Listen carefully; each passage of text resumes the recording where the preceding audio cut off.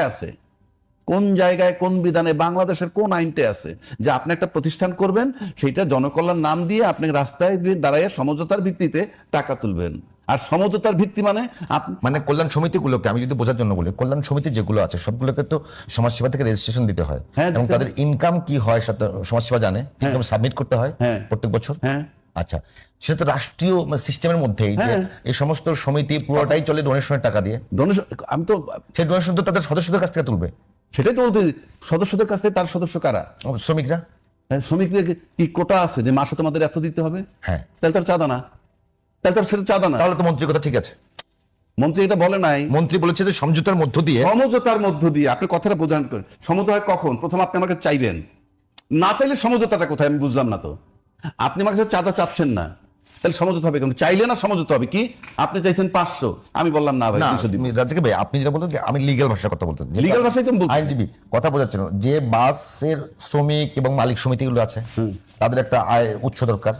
তারা তো আর কোথা থেকে করবে না, তারা কি করে যে বাসগুলো থেকে তাদের ইনকাম থেকে একটা অংশ নেয় নো, নো, নাকি? নো, কোনো আইনে নাই সেটা। ভাই আপনি তো এখন বানায় নেন। আচ্ছা, ওইটা ভ্যানে যদি তরকারি আসে, তারপরে যে মুরগি নিয়ে আপনি একটা ট্রাক রওনা দিছে, তার কাছ থেকে নিচ্ছেন, যে মুরগি যে বহন করতেছে তার কাছ থেকে নিতেছেন। এই মুরগির দামটা তো ঢাকায় বেশি পড়তেছে। গোলায় মূলার কেজি কত, ঢাকায় মূলার কেজি কত, এই দামটা তফাৎ হয় কেমনে? 20 টাকা থেকে 120 টাকা লেবুর তফাৎ। 20 টাকা আলির লেবু 120 টাকা কিভাবে হয়? সমঝোতার ভিত্তিতে। আমি ঠিক বুঝলাম না সমঝোতাটা কি। প্রথম কথা আপনি চাইবেন, তারপর আমার সমঝোতা। আমার প্রশ্ন, আপনি তো চাইতেই পারবেন না। আপনি আমাকে চাইবেন কেন? আপনি আমাকে চাইবেন কেন? আমি চাইবো কেন সেটা বলছি আপনাকে। তো আপনি চাইবেন কেন? এটা তো রাষ্ট্রীয়ভাবে বৈধ করে দেয় নাই।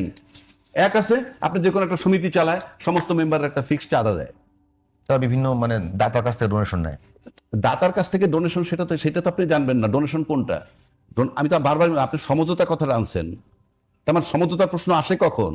আমরা কিন্তু এমন অনেক লোক আছে যে একজন লোক মারা গেছে, আপনি গেলেন সেখানে, কথার কথা বলছি, ওই লোক মারা যাওয়া কিন্তু আপনি খুশি হয়েছেন, কারণ আপনার কাছে তার ইয়ে, কিন্তু আপনি কি আপনি বলবেন যে আপনি খুশি হয়েছেন? আপনি লিখবেন যে, বা বলবেন যে না রে ভাই, একজন ভালো মানুষ ছিল, কষ্ট পাইছি, ইত্যাদি ইত্যাদি। আমি যদি লৌকিকতাও বলি, তা তো শপথ অনুষ্ঠানে থাকা উচিত ছিল।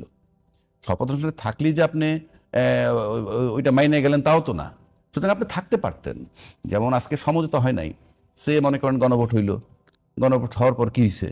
এখন মনে করেন গণভোটে বিএনপি বলতেছে যে না, আমরা ওত নিব না, কি সাংবিধানিক সংস্কার, কি সংবিধান সংস্কার পরিষদের ইয়ে হিসাবে আমরা নিব না। কেন নিব না? বিএনপি নিব না হয়তো বলে না যে আমরা এই মুহূর্তে নিচ্ছে না, সামনে নিতেও পারে, কিন্তু যে যুক্তিগুলো দ্বারা করে সেগুলোর প্রতিবাদ আমরা করছি, সেটা এখানে প্রাসঙ্গিক না। কিন্তু ওইখানে জামাত যেমন মন্ত্রিসভার ইয়েতে ছিল না, এই ওতে, এটা সঠিক করে নাই আমি মনে করি। কারণ আপনি তো বাহ্যিকভাবে একটা হৃদ্যতা দেখাইতে হবে, বুঝাইতে হবে। আবার বিএনপি ওত নেয় নাই ওইটা নিয়ে, সেটা বলতে পারে যে আমরা এই মুহূর্তে নিচ্ছি না, কথাটা কিন্তু বলে নাই। বলতে পারতো আমরা এই মুহূর্তে নিচ্ছি না, কারণ এখনো তো সংসদ অধিবেশন শুরু হয়নি, কিছুই শুরু হয় নাই, জাস্ট এলো। এই সব কিছু মিলে আমি যদি শুরুটা দেখি, শুরুটা দেখলে কেমন জানি আগের একটা পুরনো গন্ধ পাচ্ছি, যে এই ঐক্যমত্য না হওয়া, কেবল একটা নির্বাচন হইল এতদিন পর। সেক্ষেত্রে আমার কাছে মনে হয় হ্যাঁ, ওই শপথে তাদের থাকা উচিত ছিল। ওইটা থাকার মানে এই না যে আমার প্রতিবাদ নষ্ট হয়ে যাচ্ছে বা আমি যা বলতে চাই সেটা বন্ধ হয়ে যাচ্ছে। তাতে কি আস্তে আস্তে দেখা গেল যে এটা যদি কন্টিনিউ করতে থাকে, তাহলে দেখা যাবে হয়তো মুখ দেখা দেখি বন্ধ হবে না, কিন্তু এমন পর্যায়ে যেতে পারি। কিন্তু আমরা সে জায়গায় তো যেতে চাই না। আমরা চাই যে অনেকদিন পর একটা নির্বাচন হয়েছে, সেই নির্বাচন নিয়ে আমরা অনেক কথা বলছি আগে পরে, কিন্তু জামাতের পক্ষ থেকে কিন্তু একেবারে সরাসরি অভিযোগ করা হচ্ছে। আজকেও জামাতের অন্যতম একজন নেতা বলেছেন যে সরকারের মধ্যে ব্রুট মেজরিটির যে বডি ল্যাঙ্গুয়েজ সেটি দেখা যাচ্ছে। এইটাকে আপনি কিভাবে বলবেন? না, ব্রুট মেজরিটি যদি হয়, এটা তো স্বাভাবিক। এই যে আমি গণভোটের কথা বললাম বা অন্যান্য বিষয়, এগুলো যদি মনে করেন বিএনপি না মানে, কারো কিছু করার নাই। আমরা তো আমাদের ট্রেন্ড জানি, মানলাম না তো কি হবে? আপনি আবার যদি আপনি বিবেক দিয়ে আপনি সুন্দরভাবে চিন্তা করেন, যেমন বিধানে নাই, কি নাই, একটা সম্পত্তি বন্টন করবেন, কথার কথা বলছি, ভাই পায় বোনের দ্বিগুণ, এটা তো জানেন কমন, ভাই পায় বোনের ডবল। বিএনপি যদি কোনো কিছু না মানে তাহলে এত আয়োজন কেন? আমি বলতেছি সেই জায়গাটা আমি আসতেছি। ভাই পায় বোনের ডাবল, এটা তো জানেন। বোন পায় অর্ধেক, অর্থাৎ 15 টাকার মধ্যে 10 টাকা পাবে ভাই, 5 টাকা বোন পাবে। এখন বোন যদি বইলা ফেলায় ভাই বোন মিলে যে না আমরা 7.5 টাকা করে নিব, কারো কোনো আপত্তি আছে? কারো কোনো আপত্তি থাকে না। বাংলাদেশের কালচারে কি এরকম সম্ভব? যদি যদি কেউ আপোষ করে এইভাবে, আমার কথাটা সেখানে যে আমরা দুই ভাই বোন আপোষ করলাম, আমরা অর্ধেক অর্ধেক নিব, তাতে কোনো সমস্যা তো নাই। একইভাবে আপনি খুব আপোষের সাথে সুন্দরভাবে গণভোটটাকে মেনে নিছেন, এবং আপনি আপনাদের দলনেতা উনি বলছেন ধানের শীষে যেভাবে সিল মারবেন ঠিক একইভাবে গণভোটে হাঁকে জয়যুক্ত করবেন। এই যে মেনে নেওয়াটা, এই মেনে নেওয়াটার পর আপনি যদি রিভার্স হয়ে যান, আইনেরও একটা ভাষা আছে, সেটা হলো আইনে যা থাকুক না কেন, আপনারা যদি সমুদ্র ঐক্যমত্যে এসে পড়েন কিংবা একটা সিদ্ধান্ত নিয়ে ফেলেন যে এটা আমরা করি, এখান থেকে আপনি ফেরত যেতে পারবেন না, এটা আইনের ভাষা। কিন্তু সমঝোতা করে কি কখনো বেআইনি সিদ্ধান্ত নিতে পারবো? না, বেআইনি কোথায়? আপনি বেআইনি কোথায়? বেআইনি কোথায়? এটা বেআইনি কোথায়? কোনটা বলেন না, আগে বলেন। না, বিএনপির এবং এখন যে আলোচনাটা এবং বড় বড় আইনজীবীরা বলছে যে অধ্যাদেশ জারি করা হয়েছে জুলাই সনদ বাস্তবায়নের জন্য, সেটি করবার ক্ষমতা রাষ্ট্রপতি রাখেন না। আপনার তর্কের ক্ষেত্রে যদি আমি বেআইনিটা ধরে নিই, আপনি তখন মানলেন কেন? তখন আইনজীবীরা ছিলেন না? যে আইনজ্ঞরা আজকে বলতেছেন তখন তারা ছিলেন না? তখন কোথায় ছিলেন? আপনি সুর মিলাইলে তো হবে না। আপনি ওইটা বলেন, তাহলে আপনি দুইটা শপথের কথা সংবিধানে বলা নাই, বলা হচ্ছে এখন দুইটা শপথ, মানে একটা হইল আর একটা হলো যে সংস্কার পরিষদের সদস্য হিসাবে। ওই সংবিধানটা তো ফেব্রুয়ারি 26-এ নির্বাচনও নাই।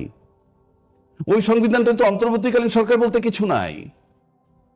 অন্তর্বর্তীকালীন সরকার অধীনে নির্বাচন করলেন, তারপরে আপনি বলতেছেন যে ওই সংবিধান মোতাবেক আপনি নির্বাচন দিলেন। ওই সংবিধানের 2026-এর ফেব্রুয়ারিতে নির্বাচন নাই, সেটার বর্ডার লাইন ছিল 7ই ফেব্রুয়ারি 2025 সর্বোচ্চ, 180 দিনের মধ্যে করলে সংসদ ভেঙে যাওয়ার পর। আজকে তাহলে আপনি ওত নিতেছেন কি হিসাবে? না, নির্বাচনটা করলেন কি হিসাবে? আপনি বলতে হবে তো, সংবিধানে কি বলা আছে ওই নির্দিষ্ট মেয়াদ পার হওয়ার পর আপনার যখন খুশি তখন নির্বাচন করবেন? দেখেন আমার লেখাটা, আপনি আপনার সুবিধা মতো। ওইটাই তো কথা, যে ব্রুট মেজরিটি আপনি পেয়ে গেছেন, এখন you can take your decision. এটা কিন্তু আলটিমেটলি যদি এটা চলমান থাকে ইন অল রেসপেক্ট, তাহলে কিন্তু আমার কাছে মনে হয় যে আমরা কি বলে ভালোর দিকে যাচ্ছি বলে আমার কাছে মনে হয় না একেবারেই। জুলাইয়ের 1 তারিখ পর্যন্ত খুব পিসফুলি শেখ হাসিনা থাকতে পারতো, খুব পিসফুলি। তাহলে কি ওই 1 তারিখ থেকে 5 আগস্টের মধ্যে তারা ফেলে দেওয়া যাইতো? না, এটা তো পারতো না। তার মানে একটা অবস্থান ছিল, একটা অবস্থা ছিল তার বিরোধী। সেই বিরোধী অবস্থানটা কারা রাখছে? রাজনীতিবিদরা, এই বিভিন্ন দলের। আর আমরা যারা টকশোতে করছি আমরাও কিন্তু কথা বলছি, সেটাও এক ধরনের বিরোধিতা। বাট ফাইনালি যখন একটা মঞ্চ হয়ে গেল, তখন একটা প্রশ্ন আসলো, জীবন দেবে কারা? অলিখিত প্রশ্ন, তাহলে আপনি থামাইতে পারবেন না তো। এই যে জীবন দেওয়ার ঝুঁকিটা এই ছেলে পেলেরা নিছে, যার জন্য একটা টার্নিং পয়েন্ট হয়ে গেছে। সেই কারণে আপনি তার স্বীকৃতি দেওয়া তার দরকার।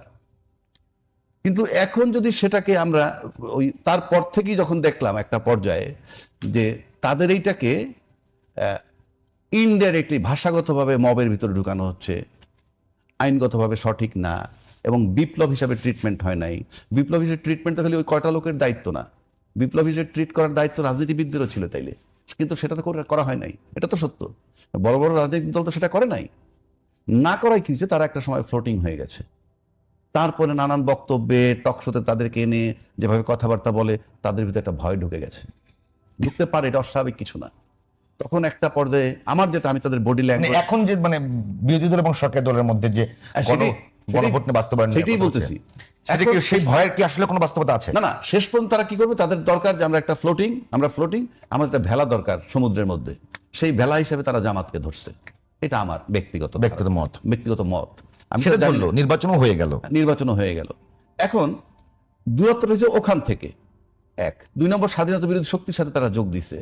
এটা অন্যদের মতে এটা একটা কালার হয়েছে সবকিছু। এখন যে জায়গাটা গণভোটের যে জটিলতাটা, ভাই যেটা বললেন, ইয়েস, দলের নেতাকর্মীরা সবাই যদি একটা ব্যক্তিকে মেনে নেয় যে উনি কাল ধরে প্রধানমন্ত্রী থাকতে পারবেন, উনি কাল ধরে দলের নেতা থাকতে পারবেন, উনি কাল ধরে সংসদীয় নেতাও থাকতে পারবেন, তাহলে তো অন্য লোকের আপত্তি করার কথা না।